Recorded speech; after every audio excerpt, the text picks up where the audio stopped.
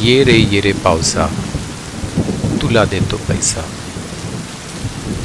पाऊस येणारच होता मोठा, पैसा होणारच होता खोटा.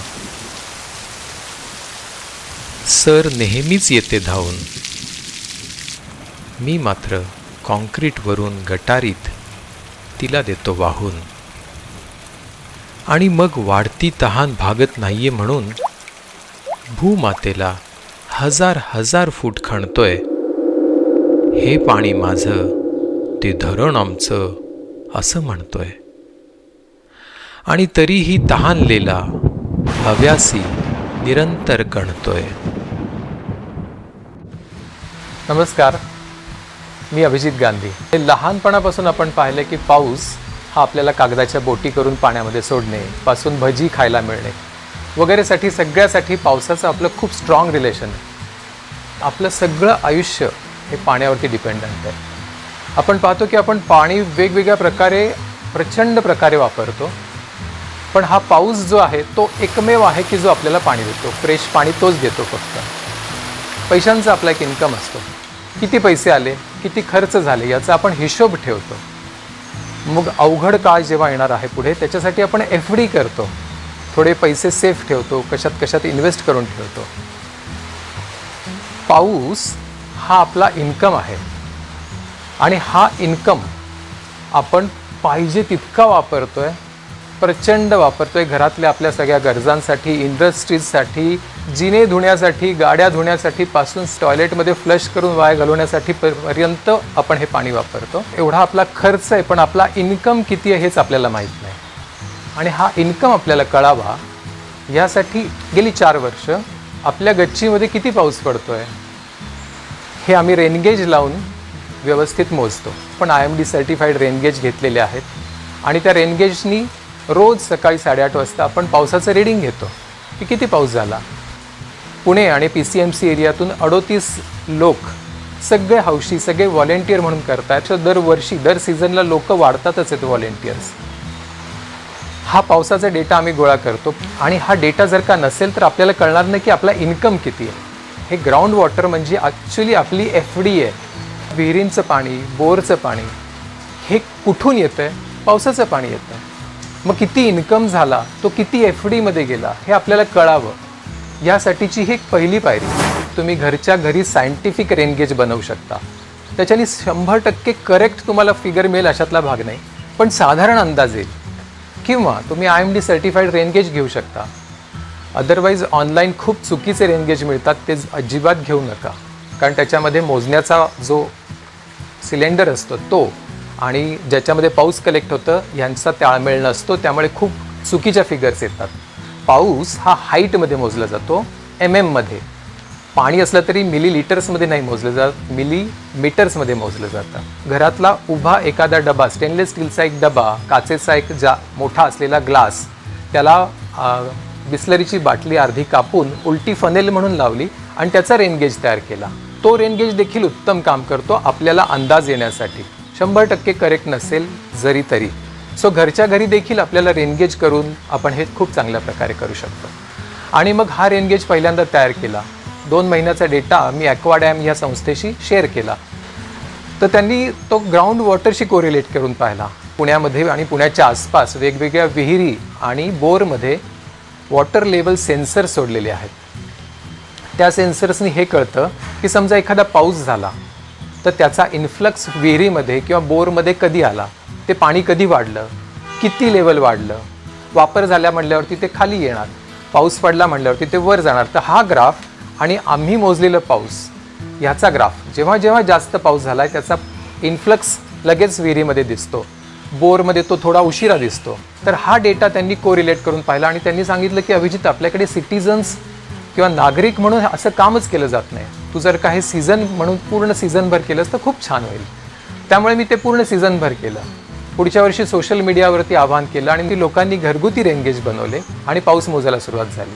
आणि जसा जसा हा डेटा जनरेट होत गेला तसं तसं लक्षात येत गेलं की अरे हा विहिरींशी आणि ग्राउंड वॉटरशी प्रतिमरित्या मॅच होतोय. अशा प्रकारे जर का आपण नेटवर्क करत गेलो तर आपण खूप चांगल्या प्रकारे समजू शकू की आपला इन्कम किती आहे जमिनीत किती जात आहे, सो आपली FD किती आहे, आणि त्याच्यावरूनच आपल्याला ठरवता येईल की आपल्याला उन्हाळ्यामध्ये किंवा म्हणजे थोडक्यात अवघड परिस्थितीमध्ये आपण FD मधून किती घेऊ शकतो. पूर्वी आपण असं म्हणायचो की आमची विहीर ही ओव्हरफ्लो व्हायची पावसामध्ये. कित्येक ठिकाणी आत्ता सिच्युएशन अशी की विहिरी संपल्या, आटल्या, मग त्याच्यामध्ये बोर मारलं किंवा त्याच्या आसपास बोर मारलं, 100 फुटाचं मारलं, 150चं मारलं, 200चं मारलं. आपल्याकडे मराठवाड्यामध्ये साधारण 300 फूट 500 फूट जातात. बेंगलोर सिटीमध्ये 2000 फूट गेलेले आहेत, हरियाणामध्ये 2000 फूट गेलेले आहेत. या पाण्यामध्ये आर्सेनिक आहे, फ्लुराईड आहे, अशी विघातक किंवा अशी डेंजरस एलिमेंट्स त्याच्यामध्ये किंवा हेवी मेटल्स ज्याला म्हणले जातात ते आहेत त्याच्यामध्ये. ते पाणी वरती काढलं जातं, ते सेटल करू दिलं जातं, कारण ते गरम असतं, त्याच्यामध्ये प्रचंड क्षार असतात, त्याला थोडं सेटल करतात आणि शेतात देतात. मग जर का असं पाणी शेताला दिलं गेलं तर का नाही ती कॅन्सर ट्रेन तिकडून हरियाणातून राजस्थानला जाणार. ही पहिली पायरी आहे पाऊस मोजण्याची, ही पहिली पायरी आहे ग्राउंड वॉटरकडे लक्ष देण्याची. आपल्याला समजा सगळ्या गोष्टी नाही कळाल्या तरी एक्सपर्ट्सना कळतील. आपण एक नागरिक म्हणून फक्त थोडा डेटा गोळा करू शकलो तर त्याचा फायदा खूप मोठ्या संस्थांना होईल. आणि सरकार कुठपर्यंत पुरेसं पडणार आहे, IMD किती ठिकाणी रेनगेज लावू शकेल. सो हे व्हॉलेंटियर्सकडून, तुमच्या माझ्यासारख्या सामान्य लोकांकडून हे केलं जावं. आपण पाऊस मोजावा, वारा मोजावा. ज्यांना वेदर स्टेशन लावणं शक्य त्यांनी वेदर स्टेशन्स लावावीत. आणि ह्याची एक टीम बनवून जर का आपण तो डेटा एकत्र करू शकलो, तो संस्थांशी शेअर करू शकलो, त्याचा डेटा खूप चांगल्या प्रकारे मग प्रेडिक्शन देऊ शकेल शेतकऱ्यांना किंवा चिपळूणसारख्या खालच्या डाऊनस्ट्रीमच्या गावांना. जसं आज सिटीजन्स करतायत तसं जर का उद्या वेगवेगळे कॉर्पोरेट्स एकत्र आले त्यांच्या CSRमधून, जसं मर्सिडीज आहे, टाटा आहे, मोठमोठ्या सॉफ्टवेअरच्या कंपन्या आहेत, त्यांच्याकडे मोठमोठे कॅम्पस आहेत, त्यांच्या कॅम्पसमध्ये जर का त्यांनी एक वेदर स्टेशन लावलं, जर का हे नेटवर्क तयार केलं तर हे आपल्याकडे वेदरचा अप्रतिम डेटा तयार होईल. आणि समजा घाटावरती पाऊस झाला आहे तर लगेच खालच्या गावांना त्याची माहिती मिळेल की 10 तासात तिकडे फ्लड येणार आहे. पाणी अडवा, पाणी जिरवा याविषयी आपण बऱ्याचदा बोलतो, ऐकतो. जिथे आपण पाणी अडवतो आणि पाणी जिरवतो, खरंच ते आपल्या भूजलधारकात जातं आहे का, याचा जर का आपण ऑब्झर्वेशन केलं एक, आणि एक्सपर्ट्सला विचारू शकतो, ॲक्वाडॅम आहे, इतर अनेक संस्था असतील, तुमच्या ओळखीचं कोणीतरी असेल, तुम्ही हे अभ्यास जरूर करा की तुम्ही जिथे रिचार्ज करताय तो रिचार्ज त्या जमिनीमध्ये, त्या भूजलधारकामध्ये जातोय का. आणि मग तुम्ही तुमच्या विहिरी, बोर हे ऑब्झर्व करत राहिला तर त्याचा तुम्हाला डेफिनेटली फायदा होईल. आपल्याकडे बऱ्याचदा असं म्हटलं जातं की अरे आता हे नक्षत्र आहे, हस्त आहे, आणि मग त्या हस्ताला हत्ती आला म्हणजे मग आता खूप पाऊस पडेल, किंवा अरे बापरे उंदीर आहे मग काय पाऊस पडणार नाही, किंवा मेंढा आहे किंवा गाढव आहे. तर वाहन कुठलं आहे आणि नक्षत्र कुठलं हे बघितलं जातं. आपल्याकडचं पूर्वीचं हे नॉलेज आहे. नक्षत्र आणि त्याचं वाहन आणि आपल्याकडे असलेला डेटा जो आपण स्वतः कलेक्ट केलेला आहे, त्यामुळे आपण स्वतः क्रॉस चेक करू शकतो, पंचांग बघू शकतो आणि हे करू शकतो. जेव्हा असा डेटा खूप मोठ्या एरियामध्ये कलेक्ट केला जाईल तेव्हा हे जे पूर्वीचं आपलं नॉलेज आहे आणि हा नवीन डेटा याची आपल्याला सांगड घालता येईल, याच्यावरून काहीतरी ठोकताळे आपल्याला बनवता येतील. ह्या होममेड रेनगेज आणि सायंटिफिक रेनगेज या दोन्हीची लिंक आम्ही तुम्हाला देतो. कुठून विकत घ्यायचं असेल त्याची लिंक देतो. शक्यतो ते फॉलो करा. त्यांच्याशी आमचं कुठलंही देणं घेणं किंवा व्यवहार नाही आहे.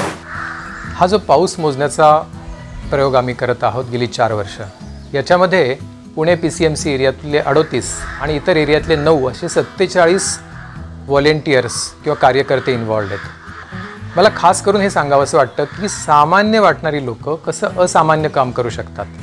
याचं एक खास उदाहरण आहे. कदाचित भारतामधलं हे पहिलं उदाहरण आहे की ज्याच्यामध्ये एवढी लोक एकत्र येऊन गेली 4 वर्ष कन्सिस्टंटली रोजचा रेनफॉल डेटा गोळा करतात. हे जे त्यांचं डेडिकेशन आहे ना, हे सामान्य लोकच करू शकतात. त्याच्यामध्ये पैसा कुठेही इन्व्हॉल्व नाही.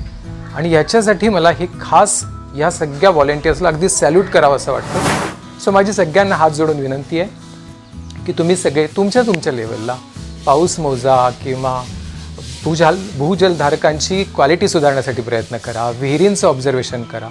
काय जे शक्य असेल आपण आपल्या एन्व्हायरमेंटसाठी म्हणजे खरं तर आपल्यासाठी हे काम सुरू करूया. त्याचा डेफिनेटली पुढे जाऊन फायदा होणार आहे.